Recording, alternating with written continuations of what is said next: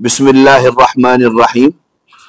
आज national capital में constitution club में रेक्ट ऑफ लीगल सेल के से जुड़े हुए वकला की एक मीटिंग हुई और खासकर मदारिस को लेकर के जो सूरत हाल पूरे मुल्क के अंदर फैलाई जा रही है, हर स्टेट के अंदर, उस पर गुफ्तगू की गई है।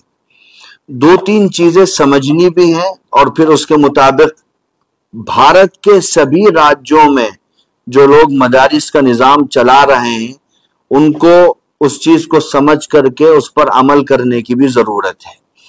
देखिए, हमें और आपको भारत के संविधान ने कुछ अधिकार दिए हुए हैं। पहले हमें अपने अधिकारों को समझना है। कॉन्स्टिट्यूशन के आर्टिकल 30 में किसी भी माइनॉरिटी को यह राइट दिया हुआ है कि वो अपने लैंग्वेज के आधार पर या रिलीजन के आधार पर एजुकेशनल इंस्टीट्यूट, तालीमी इदारे बना सकता है, और बना ही नहीं सकता बल्कि उसका प्रशासन भी कर सकता है, यानी कामिल तरीके से उसका निजाम भी चला सकता है। स्टेट उसमें कोई मुदाखलत निजाम तालीम में नहीं कर सकता है और स्टेट किसी भी रूप में इंटरफेयर उसमें नहीं कर सकता है। ये मेरा, आपका और भारत के सभी नागरिकों का मौलिक अधिकार है, फंडामेंटल राइट है।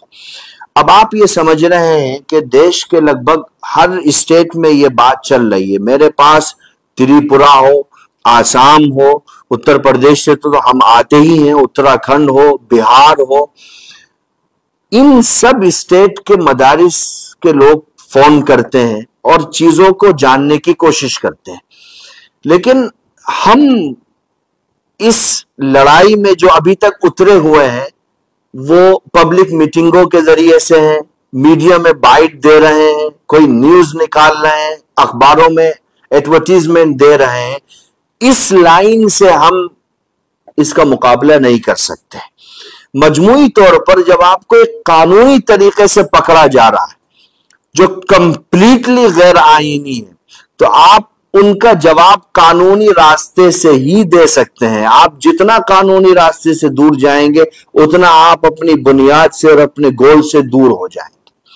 अब ये रेक्ट ऑफ लीगल सेल, जिसमें सुप्रीम कोर्ट के साथ साथ भारत के सभी राज्यों के स्टेट हाई कोर्ट्स के लॉयर शामिल हैं, हम आपसे यहां 4 बातें करना चाहते हैं और ये बातें बहुत इंपॉर्टेंट है आजकल के मदारिस के लिए।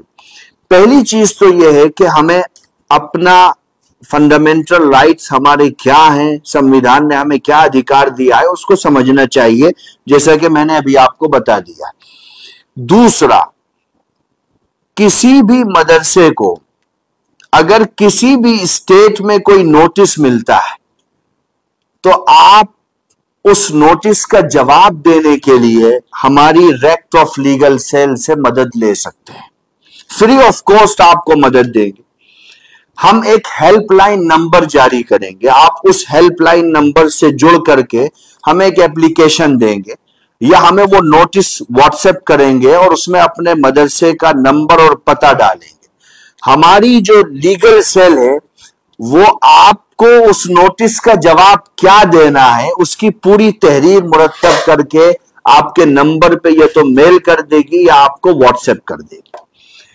तीसरी बात, अगर किसी भी स्टेट में आपको ऐसा लगता है कि वो right of children to free and compulsory education act 2009 के आधार पर आपको नोटिस देते हैं और ये कहते हैं कि आप 6 साल से लेकर के 14 साल तक के बच्चों को मदरसों से हटा करके स्कूल में भेजें, और ये कहते हैं कि अगर आप ऐसा नहीं करेंगे तो हम आपके खिलाफ विधि अनुसार कार्रवाई करेंगे, तो आप उनसे सबसे पहले ये पूछें कि आपके पास कोई लिखित आदेश है या नहीं।